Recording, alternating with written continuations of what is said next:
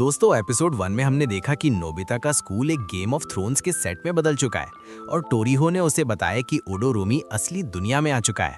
पर अगर आपको लगता है कि नोबिता अब हीरो बनकर सब ठीक कर देगा तो अपनी सीट बेल्ट बांध लो, क्योंकि एपिसोड 2 में ड्रीम और रियलिटी का आपसी टकराव इतना खतरनाक होगा कि दोस्तों के चेहरे से उनके असली नकाब उतर जाएंगे। शुरू करते हैं हमारा एपिसोड 2, द ड्रैगन स्वेट। कहानी वहीं से शुरू होती है जहां प्रिंसिपल के कैबिन में टोरीहो नोबिता को एक तलवार देता है।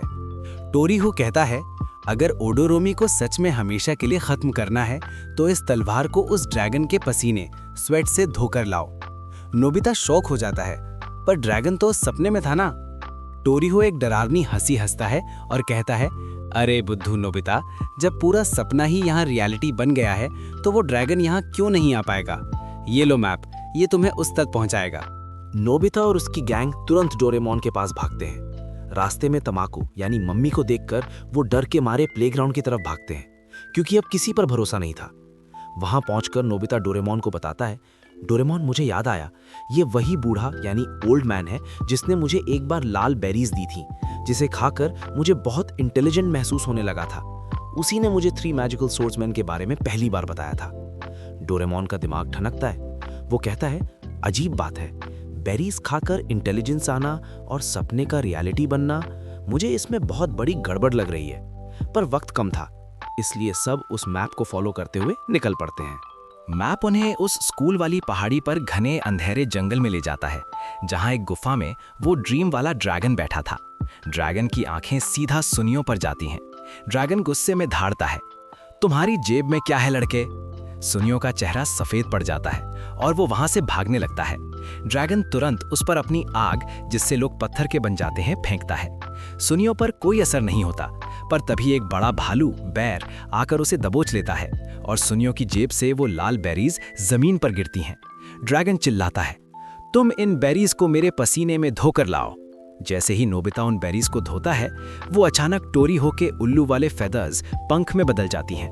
सब शॉक में थे। ड्रैगन तब असलियत बताता है, मुझे पता था ये टोरीहो ही है।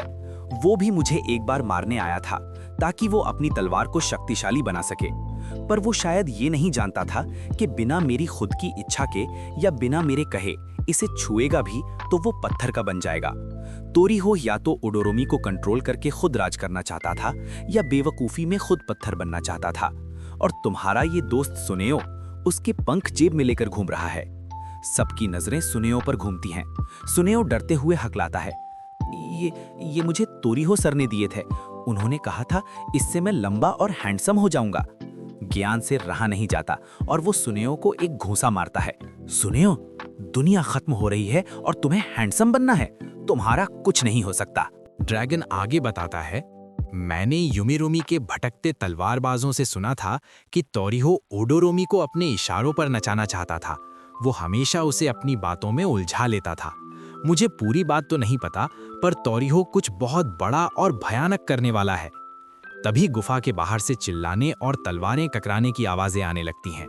अंधेरे से निकलकर कुछ तलवारबाज ड्रैगन पर हमला कर देते हैं। सबसे डरावनी बात ये थी कि उनमें से कुछ उनके स्कूल के बच्चे थे, जो भारी लोहे के कवच पहने खून के प्यासे तलवारबाज बन चुके थे। वक्त कम था। डोरेमोन तुरंत बैम्बू कॉप्टर्स निकालता है और सब ड्रैगन को लेकर गुफा से उड़ जाते हैं। पर जैसे ही वो आसमान में पहुंचते हैं, उनका खून जम जाता है। पूरा टोक्यो बदल चुका था। जहां कल तक मॉडर्न बिल्डिंग्स और कार्स थीं, वहां अब पुराने किले यानी कासल्स, आग और धुआं था। असलियत और सपना आपस में मर्ज हो चुके थे। लोग सड़कों पर एक दूसरे से लड़ रहे थे। डोरेमोन सिचुएशन समझ जाता है और कहता है, हमें जल्दी कुछ करना होगा। यहाँ ड्रैगन और भालू को खुलेआम घुमाना मौत को बुलाना है। फिर डोरेमोन अपना असली मास्टर प्लान निकालता है। वो कहता है, जियान सुनियो, इधर आओ। जियान, तुम इस भालू के साथ और सुनियो, तुम इस ड्रैगन के साथ बॉडी स्विच यानी रूप बदलना करोगे। इससे ड्रैगन सुनियो के छोटे रूप में आ जाएगा और भालू जियान के रूप में। और तुम दोनों जो बड़े जानवर बन चुके होगे, तुम दोनों ये स्टोन हैट यानी पत्थर की टोपी पहनोगे ताकि तुम किसी को दिखाई ना दो। उसके बाद मैं तुम्हें स्मॉल लाइट से छोटा करके अपनी पॉकेट में डाल लूंगा। 2 मिनट के अंदर पूरी टीम इस खतरनाक रूप बदल के प्लान के साथ रेडी हो जाती है। डोरेमोन की पॉकेट अब एक टॉप सीक्रेट आर्मी का बेस बन चुकी थी। 2 बड़े-बड़े जानवर, एक भालू और ड्रैगन, डोरेमोन अपनी पॉकेट में लेकर घूम रहा है। दोस्तों, डोरेमोन ने अपनी 4D पॉकेट और दिमाग का एक ऐसा ब्रूटल इस्तेमाल किया है जो उसने आज तक किसी मूवी में नहीं किया। जियान और सुनियो अब उस भालू और ड्रैगन की बॉडी में पत्थर की टोपी पहनकर डोरेमोन की जेब में कैद हैं और उन जानवरों ने जियान सुनियो का रूप ले लिया है। प्लान तो एकदम परफेक्ट लग रहा है, पर उनके पैरों तले पूरा टोक्यो एक जिंदा नर्क यानी हेल बन चुका है। हर तरफ आग और मौत का खेल चल रहा है। पर दोस्तों, इस आग के बीच एक सबसे बड़ा सवाल खड़ा होता है कि क्या आतंकवादियों का असली मकसद सिर्फ खिलौने बनाना था या पीछे कोई और गहरा राज छुपा है। दोस्तों, अगले एपिसोड में हम उस असली मास्टरमाइंड के चेहरे से नकाब हटाएंगे जिसका सच सुनकर तुम्हारे होश उड़ जाएंगे। क्या वो कोई पुराना दुश्मन है या उनके अपने ग्रुप का ही कोई हिस्सा? ये डार्क मिस्ट्री अभी शुरू हुई है। अगर वीडियो यहाँ तक देखी है और दिमाग हिल गया है तो तुरंत लाइक दबाओ और द टून डिकोडर को सब्सक्राइब करके बेल आइकन ऑन कर लो। मिलते हैं एपिसोड 3 में। Peace out.